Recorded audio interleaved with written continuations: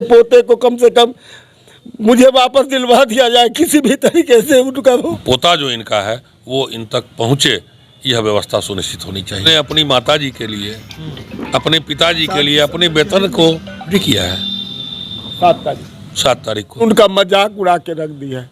यही कारण है मेरे बच्चे को फांसी लगा लेने का।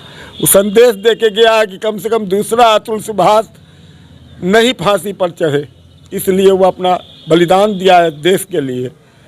मुझे तो प्रधानमंत्री मोदी जी से और नीतीश कुमार जी से, मैं बिहार का रहने वाला हूँ, यदि उनके पास थोड़ा भी समय हो तो इस पर ध्यान दे करके इसको कड़ी से कठोर बने सज़ा उन लोगों को मिलनी चाहिए। और मुझे तो यही आशा है कि मेरा पोता यदि किसी तरीके से कोई भी कानून की धारा को बदल के भी मेरा पोता मुझे मिले तो मुझे लगेगा कि अतुल सुभाष ने को मुझे वापस कर दिया गया। हम बूढ़े माँ बाप को पोता का सहारा मिल जाएगा। बिल्कुल आप सब्र करें, आपको ज़रूर मिलेगा, न्याय मिलेगी। आप बिल्कुल न्याय पे भरोसा है। आपके जो वो अतुल ने जो अपने बेटे के लिए एक क्या कुछ छोड़ा है जो आप दिखा रहे थे, एक बड़ी चीज़ है, जो क्या बताना चाहिए? उसने कहा है कि पापा, उसने लिख के गया है कि उसका नाम उसने व्योम रखा था। और कानून में उसको अदालत में कहा जाता है कि तुमको 18 साल बाद इसका अधिकार मिलेगा अपने बेटे का, न तो माँ के पास इसका परिवार इसका रहता है। ये कानून की धाराएं हैं, इस धारा को बदला जाए। जितना मोह बाप को होता है उतना माँ को होता है, उतना बाप को भी होता है। दोनों के सहयोग से ही कोई काम होता है। तो एक तरफ ये धाराएं हैं और दूसरी धारा किसी को मेरे मन को और इसके हृदय की जो कष्ट है उसको देख नहीं पा रही है। इस पर तो जरूर विचार करना चाहिए। क्या मांग करते हैं न्यायालय से, क्या मांग करते हैं सरकार से आप, कि जिस तरह की घटनाएं हुई है उसको लेकर क्या मांग करते हैं? सच्चाई का इंसाफ हो, बस यही मैं मांगता हूँ। उसने तो अपने नोट में लिखा ही है कि ये बाकी रह गया है इंसाफ। अपने छाती पर वो पोस्टर लगा करके ही फांसी लगाया है। उसके रूम में हर जगह पोस्टर लगा हुआ है। तो इससे ज़्यादा मैं क्या बता सकता हूँ, बताइए। उम्मीद है आपको न्याय पर?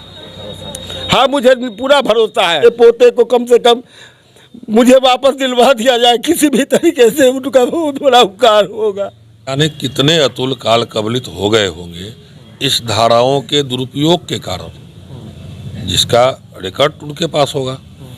और रही इस घटना की बात, तो इस घटना की परिधि में जो लोग भी आते हैं, जो लोगों का भी मतलब जांचों उपरांत जो भी लोग, उन लोगों पर दंडात्मक कार्रवाई सुनिश्चित होनी चाहिए।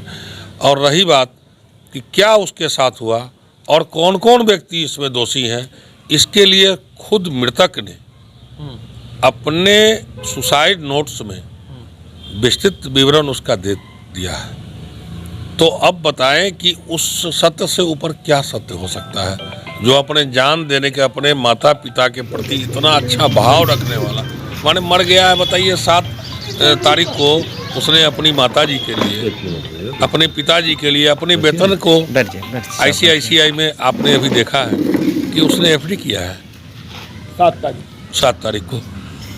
मैंने भी देखा है, उसने 7 का डेट दिया हुआ। आपके समक्ष कुरियर वाले आए हैं और दे कर गए हैं।